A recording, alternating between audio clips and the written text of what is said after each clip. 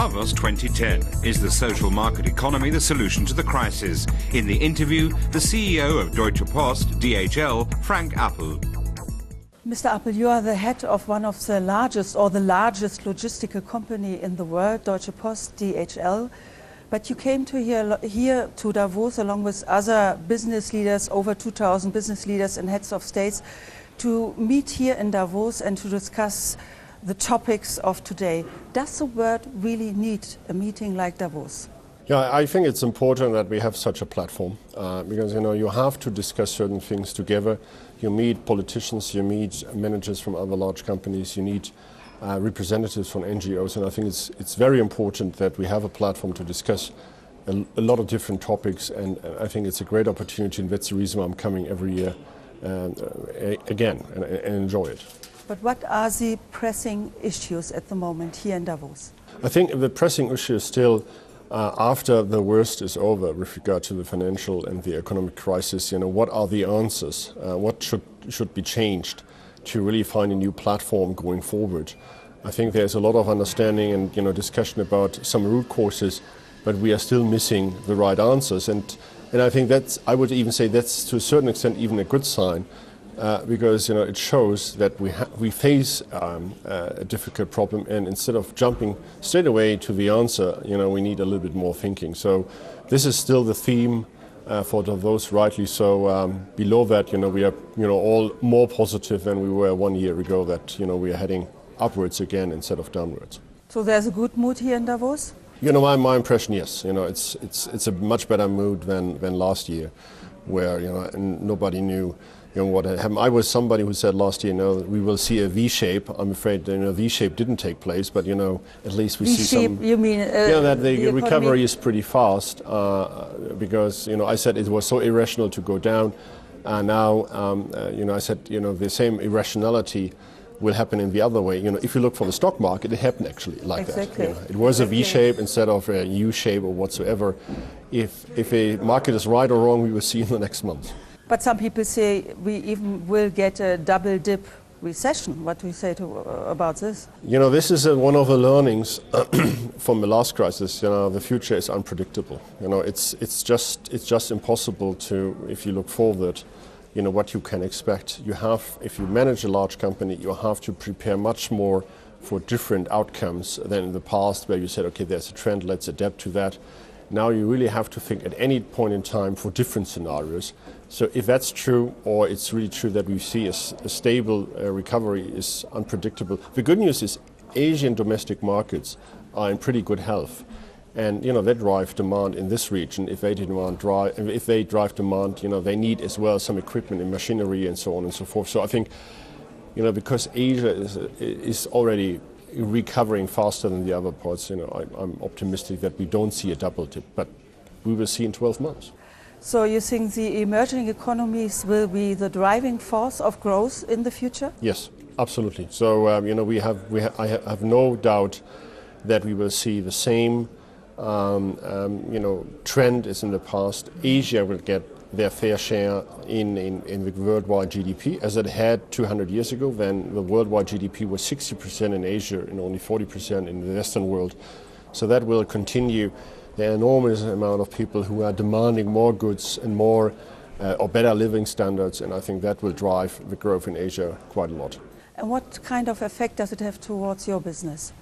For us, it's a huge opportunity. We are, in all our businesses we are doing in Asia, we have already thousands and thousands of people in Asia.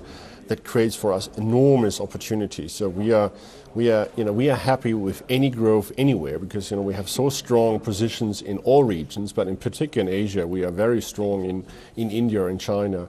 So we will gain from that if really the growth comes as I predicted. Some people say that China can't be the locomotive alone of the economy. How do you look at that? No, that's definitely true. China is not there yet. 12 months ago I said, that's probably the last recession where we see a global recession. It was the first global recession, and may have been the last, because the balance between the US and China was still quite enormous. In 5 or 10 years the balance would be much better, and then maybe China has a role which historically, or Asia will have a role which historically was with the US. There's lots of talk here about a kind of reform of capitalism. What do you think about that? Yeah, I think we don't need a reform of capitalism. Capitalism, at the end of the day, is a model which comes from customer and consumer needs, and the better you fulfill the customer needs with more motivated employees, the more successful you are. This is what competition is all about. So you produce products which are meeting the customer needs. And I think that's absolutely right, that we have companies who want to fulfill the needs of customers is right.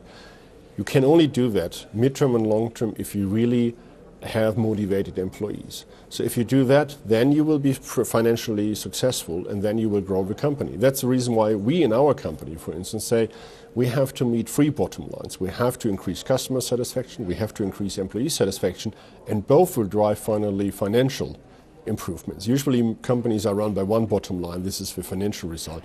I think that's wrong. We focus much more on customer satisfaction, and we focus much more on employee satisfaction. Managers nowadays have not a very good reputation. How can this change, in your opinion? What has to be done? Yeah, I think we have to really focus on what is the fundamental of a social balance economy or capitalism. And I think it starts all that you always have to think about you have responsibility for customers, employees, and the society you're living in. Capitalism is about meeting customer expectations, so that is one goal we have, and that's, I think, we have to explain to your employees. You have to have highly motivated employees, and you have to do something for the society you're living in. If you do that, I think the reputation will come back again, and the faith into managers will come back again, because we have to talk about it and we have to deliver against these goals, and then the financial result will come anyway. Well, what about the discussion about high bonus payments for managers? Yeah, I think if you keep your customer satisfaction, employee satisfaction in face, even employees would accept that people get a good variable income if a company is improving. If a company doesn't improve, then there's a good argument why should you get as a manager a variable income. But if you see a positive trend, then you should do.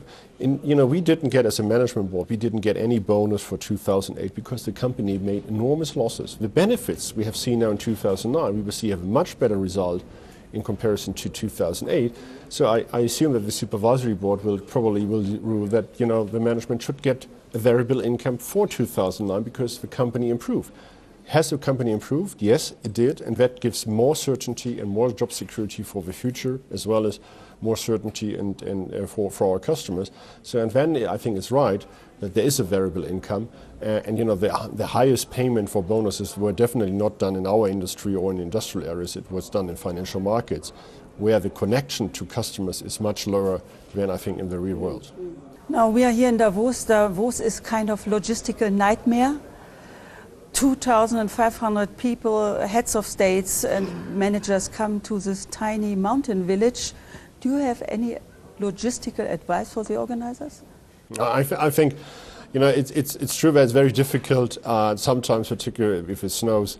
But I think it's right to put it in an area where you are in a different place than you are anyway. If you do it in a major capital somewhere, you will not feel the same. I think it's sometimes good that you create an environment where you have a little bit more self-reflection and are more open-minded to new ideas than in a new real business world. So I would say it's right to be here, and I think you forget easily. If you're here, you forget rapidly the logistics difficulties to get here.